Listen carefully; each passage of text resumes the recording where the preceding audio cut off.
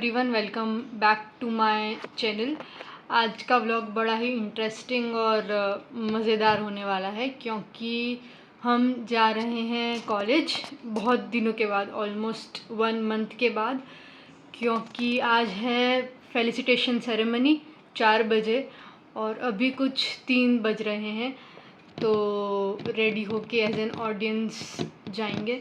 तो चलो होते हैं तैयार और आपको लेके चल। मैं तैयार हो गई हूँ। ये है मेरा आउटफिट, मिनिमल सा मेकअप और हेयर मैंने टाई कर लिया है क्योंकि बहुत ज़्यादा गर्मी है।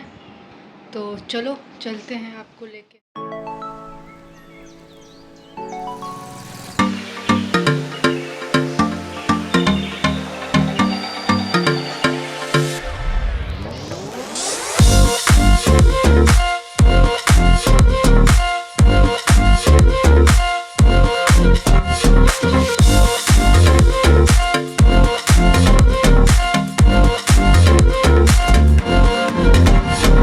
वाली है। यहाँ का वाइब काफ़ी एनर्जेटिक और पॉजिटिव है। स्टूडेंट्स, गेस्ट सब एक्साइटेड हैं।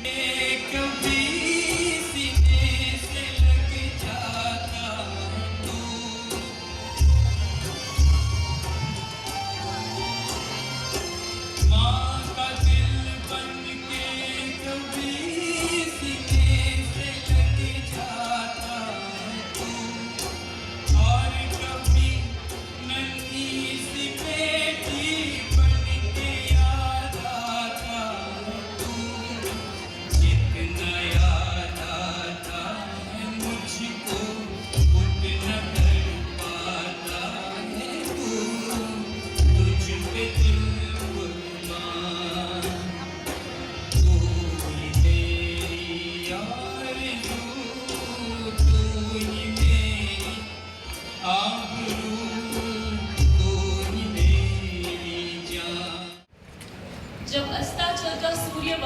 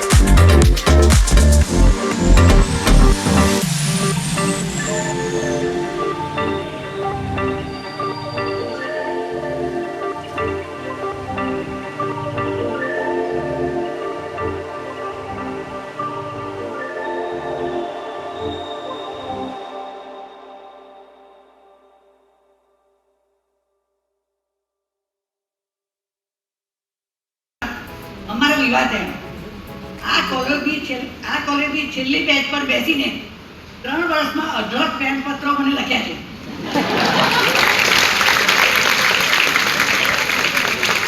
જ્યારે ભણવામાં કંટાળો આવે ત્યારે છેલ્લી બેન્ચ ઉપર હું તેને પત્રો લખતો હતો અને શાયરી લખતો હતો. અને મેં પણ આ કોલેજના નામે 18 પત્રો લખ્યા છે જે નોટિસ બોર્ડ ઉપર મુકાતા હતા. અને તે જોઈને મિત્રો બધા હસી ઉડાડતા હતા. આ કોલેજે અમને ઘણું બધું આપ્યું છે. દીકરો દીપક અહીં બીકોમ થયો, તેનો દીકરો પાર્થ MA થયો અને 3 વર્ષ પહેલા 24 વર્ષે CA થયો. દીકરી Parul MA Gujarati first class spot થઈ.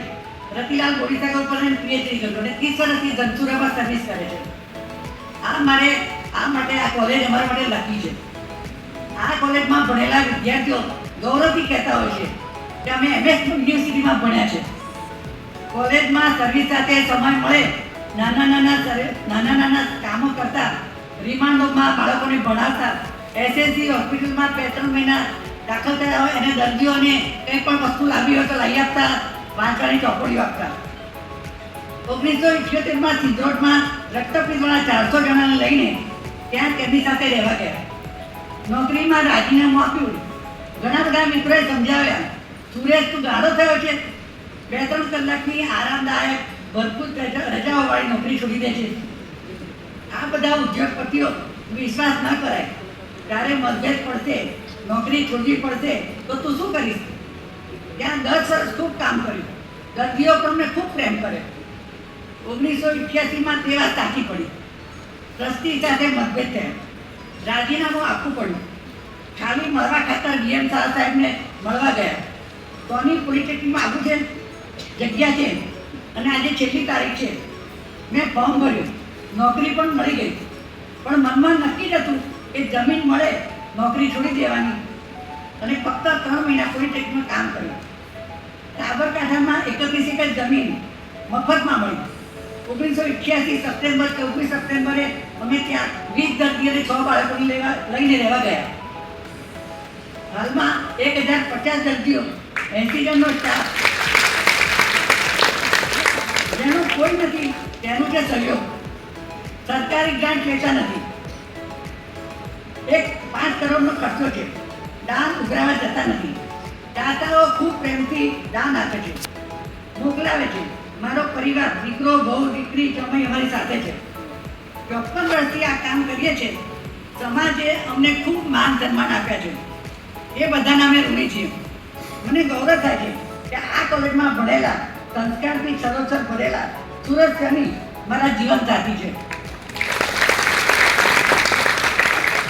તેમના લીધે મને અઢળક સન્માનો પ્રાપ્ત થયા છે. વડોદરા ગાયકવાડી શહેર છે, મને ખૂબ ગમે છે. માં સુભાષીબેન અને ધનેશભાઈ અમારું સન્માન કર્યું એ બદલ ખૂબ ખૂબ આભાર માનું છું. સુરેશ સોનીને કેન્સર છે, તબિયત નાજુક છે. જેમના વતી હું આ એવોર્ડ લેવા આવી છું. માટે સૌ લોકો સંસ્થા જોવા આવજો. હવે મારી વાત કરું, હું તો ઓલ્ડ SSC અને MSc છતાંય મને પસંદ કરી અને મને 17 પાનાનો કાગળ લખ્યો એમને MOU કે હું આવા ગામડામાં કામ કરવાનો છું અને તારી તૈયારી હોય તો તું હા પાડજે, નહીંતર આપણા નક્કી નહીં કરવાનું.